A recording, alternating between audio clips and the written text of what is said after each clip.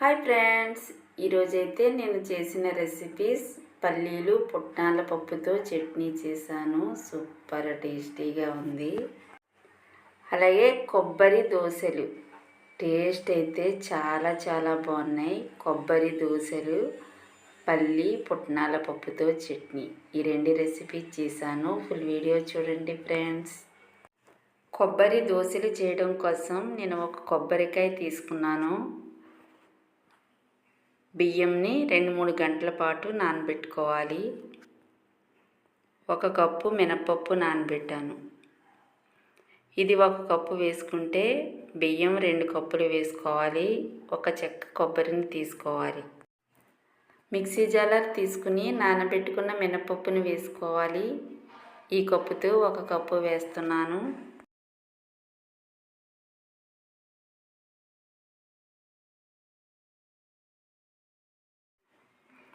2 కప్పులు నానబెట్టుకున్న రైస్ని వేసుకోవాలి. కప్పున్నర కొబ్బరి ముక్కలు వేసుకోవాలి. కొద్దిగా వాటర్ వేసుకుని ఇదంతా మెత్తగా గ్రైండ్ చేసుకోవాలి. ఓకే, చూడండి ఇలా మెత్తగా రుబ్బుకోవాలి. మనం దోశల పిండి ఎలా రుబ్బుకుంటామో అలా రుబ్బుకోవాలి. ఒక బౌల్ తీసుకుని ఆ బౌల్లో వేసుకోవాలి ఈ పిండినంతా. ఈ పిండిని అయితే మూత పెట్టుకుని పక్కన పెట్టుకోవాలి. ఒక 20 మినిట్స్ అయితే సరిపోతుంది. ఈ లోపల మనం చట్నీ చేసుకుందాం. చట్నీ చేయడం కోసం కడాయి పెట్టుకుని 1 స్పూన్ ఆయిల్ వేసుకోవాలి.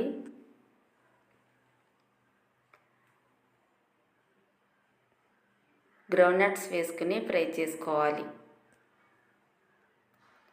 10-15 పచ్చిమిర్చి వేసుకోవాలి. కొద్దిగా కరివేపాకు వేసుకుని ఫ్రై చేసుకోవాలి. 1 స్పూన్ నువ్వులు వేసుకోవాలి. 1 కప్పు పుట్నాల పప్పు వేసుకోవాలి. ఇవన్నీ ఫ్రై చేసుకోవాలి.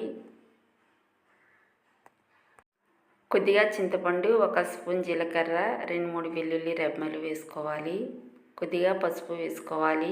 టేస్ట్కి తగినంత సాల్ట్ వేసుకుని ఇవన్నీ మిక్స్ చేసుకుని చల్లారిన తర్వాత గ్రైండ్ చేసుకోవాలి.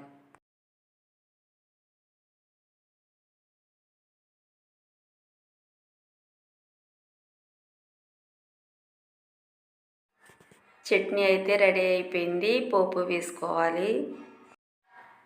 టేస్టీగా పల్లీలు పుట్నాల పప్పుతో చట్నీ అయితే రెడీ. చాలా బాగుంది. ఇలా ఒకసారి ట్రై చేసి చూడండి. ఇప్పుడైతే దోశలు వేస్తున్నా. ఒక బౌల్ తీసుకుని కొద్దిగా పిండిని వేసుకోవాలి. కొద్దిగా సాల్ట్ వేసుకుని కొద్దిగా వాటర్ వేసుకుని ఈ పిండినంతా బాగా మిక్స్ చేసుకోవాలి. మనం రుబ్బుకున్న పిండిలో మొత్తం సాల్ట్ కలిపేయకుండా ఇలా మనకు కావలసినంత తీసుకుని సాల్ట్ కలుపుకోవాలి. ఇప్పుడైతే దోశలు వేస్తున్నా. చట్నీ తాలింపు వేసాను కదా, అదే కడాయిలో వేసేస్తున్నాను దోశ.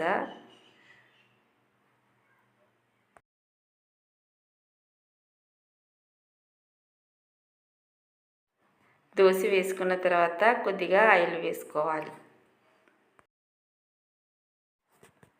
ఒక సైడ్ కుక్ అయిన తర్వాత మరో సైడ్ కూడా కుక్ చేసుకోవాలి.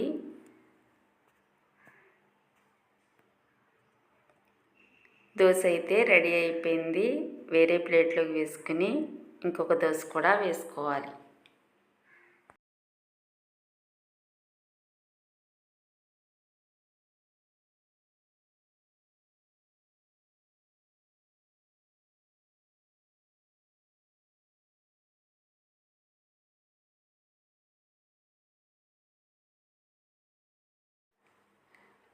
కమ్మని కొబ్బరి దోశలు అయితే రెడీ అయిపోయాయి.